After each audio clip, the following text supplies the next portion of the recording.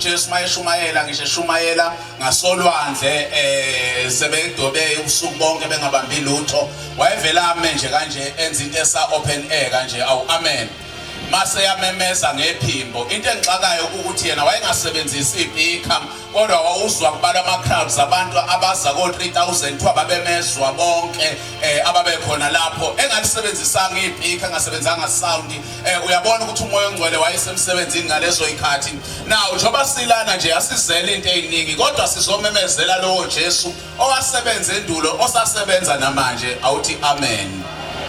Bingeleni makhelwa kumthetho wenze kahle wakhona la.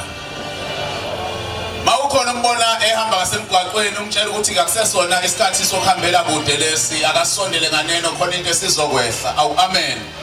Njoba silana nje akekho ozohamba engaphilanga, akekho ozohamba egula, akekho ozobuyela emuva nesifo, akekho ozobuyela emuva nenkathazo, akekho ozobuyela emuva nomthwalo, akekho ozobuyela emuva ekhala. Wonke umuntu uzohamba nejoy babaza uNkulunkulu obekade enyathelela embonambi. Nikhona abazalwane.